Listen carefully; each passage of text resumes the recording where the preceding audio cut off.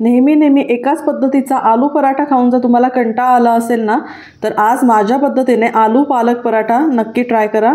हा आलू पालक पराठा पौष्टिक तर आहेच, शिवाय मुलांना देखील खूप आवडेल आणि मुलांच्या पोटात पालक गेल्याचं समाधान आईला देखील मिळेल। कसा करायचा लगेच पाहूया। तर इथे कढईमध्ये ना मी पाणी गरम करायला ठेवलं आहे, त्यामध्ये घातलं मीठ। पाण्याला उकळी आली की त्यामध्ये घालूया 1 हिरवी मिरची आणि स्वच्छ धुतलेला पालक।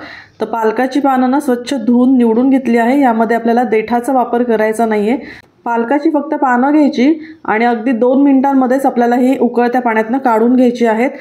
थंड झाल्यावर मिक्सरच्या जारमध्ये घालूया। यामध्ये घालूया लसणाच्या 4 पाकळ्या आणि ह्याची आपल्याला प्युरी करून घ्यायची आहे। कणिक मळण्यासाठी साधारण 1.5 वाटी मी गव्हाचं पीठ घेतलं आहे, त्यामध्ये घालते पाव चमचा गरम मसाला, चवीनुसार मीठ आणि 1 चमचा दही। तर दही बघा किती मस्त घट्ट झालेलं आहे। ह्याचा व्हिडिओ नुकताच मी तुमच्यासोबत शेअर केला आहे, एकदा नक्की पहा। आता यामध्ये पालकाची जी प्युरी आहे ना ती टाकून आपल्याला ह्याची कणिक भिजवून घ्यायची आहे। यामध्ये मी पाण्याचा वापर अजिबात केलेला नाही आहे। तुम्हाला जर हवं किंवा आवश्यकता असेल तर त्यानुसार तुम्ही पाण्याचा वापर करू शकता। पोळीची जशी आपण कणिक भिजवतो अगदी तशीच आपल्याला ही कणिक भिजवून घ्यायची आहे। आता ह्याला ना आपण झाकण ठेवून एक साधारण 10-15 मिनिट रेस्ट करायला ठेवूया। तोपर्यंत इथे मी बटाटे उकडून घेतले आहेत। आता आपण हे बटाटे किसून घेऊया। बटाटे किसून घेतल्यामुळे काय होतं ना, जे आपण पराठ्यामध्ये ह्याचं स्टफिंग भरणार आहोत ना, तर त्यामुळे पराठे आपले फाटणार नाही। जर तुम्ही असेच हाताने क्रश करून घेतले तर मात्र पराठे फाटू शकतात। आता इथे मी 1 मोठी लसणाची पाकळी घेतली आहे, ती देखील आपण यामध्ये ग्रेट करून घालूया। यामध्ये मी घालते 1 चीज क्यूब। चीज, पालक आणि उकडलेला बटाटा ह्याचं कॉम्बिनेशन जर तुम्ही अजूनपर्यंत कधी ट्राय केलं नसेल ना, तर हा पराठा नक्की करून पहा, तुम्हाला खूप जास्त आवडेल, ह्याची गॅरंटी मी तुम्हाला देते। चला आता चीज पण माझं किसून झालं आहे। आपण खूप जास्त चीजचा वापर केला नाही आहे। यामध्ये घालूया थोडेसे चिली फ्लेक्स आणि ऑरेगॅनो किंवा जर पिझ्झा हर्ब्स असतील ते घातले तरी देखील चालेल। चवीनुसार मीठ घालूया, भरपूर अशी कोथिंबीर घालूया आणि हे सगळं आपण छान एकजीव करून घेऊया। ह्याचं आपल्याला स्टफिंग करायचं आहे, तर ह्याचे साधारण ना लिंबा एवढे गोळे आपण करून घेऊया। आज मी जे प्रमाण घेतले ना त्यापासून साधारण 5 पराठे तयार झाले आहेत। तर मोजूनच मी करून घेणार आहे, म्हणजे मग कणिक जास्त राहायला नको किंवा मग स्टफिंग देखील उरायला नको। कणिक आपली छान मुरली गेली आहे, त्यामध्ये थोडंसं तेल घालूया आणि पुन्हा आपण हलक्या हाताने ह्याला मळून घेऊया। आता कणिक जशी तुम्ही मळाल ना तशी ती अगदी सॉफ्ट होते आणि मग त्यामुळे काय होतं ना, पराठे आपण अगदी हलक्या हाताने लाटले ना तरी देखील छान पातळ होतात आणि अगदी शेवटच्या पराठ्यापर्यंत मऊ राहतात, अजिबात वातड होत नाही। तर आता ह्याचे देखील मी 5 एक समान असे गोळे करून घेते।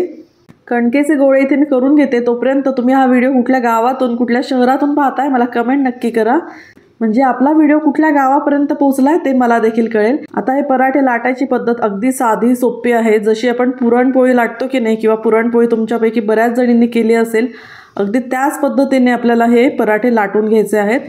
कणकेला थोडंसं पीठ लावून घ्यायचं आणि कडेने आपल्याला ही पोळी लाटून घ्यायची आहे। मधला भाग थोडासा आपल्याला जाडसरच ठेवायचा आहे, त्यामुळे आपला पराठा फाटणार नाही।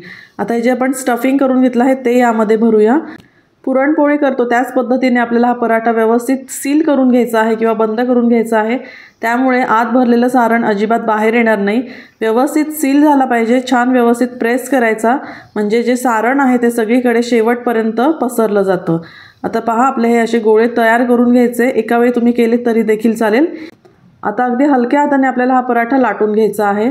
खूप सोपा आहे, अगदी चविष्ट लागतो आणि पौष्टिक तर आहेच, पोटभरीचा आहे आणि विशेष म्हणजे मुलांना देखील खूप आवडतो। तर पहा, पराठा जर असं थोडासा चिटकायला लागला तर त्यावर आपल्याला पीठ भुरभुरून घ्यायचं आहे आणि अगदी हलक्या हाताने लाटून घ्यायचं आहे। एकीकडे मी तवा तापत ठेवला होता, त्यावर आपण मस्त असा हा पराठा भाजून घेऊया। मीडियम टू हाय फ्लेमवरच आपल्याला हा पराठा भाजून घ्यायचा आहे। एक बाजू थोडीशी शेकली गेली की लगेचच आपण हा पराठा पलटून घेऊया।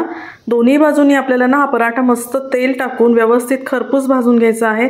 तेल पराठ्याला सगळीकडे लागलं गेलं पाहिजे, पराठा कुठेही कोरडा दिसला गेला नाही पाहिजे, म्हणजे मग हे पराठे ना पातळ असून देखील खूप वेळापर्यंत मऊ लुसलुशीत राहतात। मुलांच्या डब्याला दिले ना तरी देखील हे पराठे दुपारपर्यंत व्यवस्थित मऊ लुसलुशीत राहतात।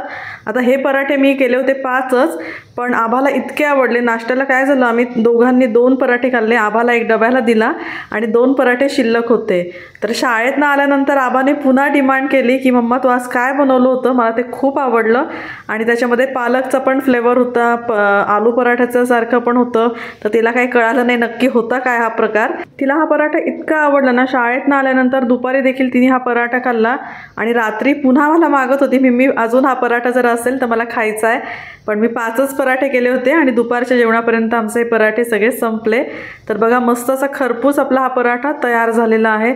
रंग तुम्ही बघू शकता मस्त हिरवागार आलेला आहे आणि चीज घातल्यामुळे चीज बटाट्याचा फ्लेवर जो आहे ना तो खूप छान आलेला आहे। आता अशाच पद्धतीने ना मी बाकीचे देखील पराठे लाटून घेते। पराठ्याचं स्टफिंग भरल्यानंतर ना पराठा मात्र आपल्याला व्यवस्थित सील करून घ्यायचा, म्हणजे मग तो कुठे फाटत नाही। गॅसची फ्लेम आपल्याला मीडियम ठेवायची आहे आणि मीडियम फ्लेमवर आपल्याला हा पराठा व्यवस्थित भाजून घ्यायचा आहे।